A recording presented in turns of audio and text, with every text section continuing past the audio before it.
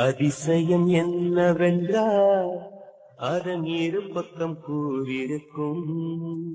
அடைமழை வாசல் வந்தால் கையில் குடையின்றி வானறைவோம்.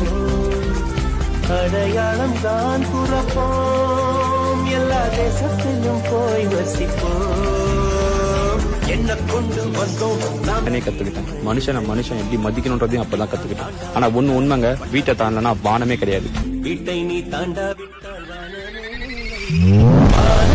போலே இளமையடா, தினம் புதுமையடா, அதை அனுபவிடா.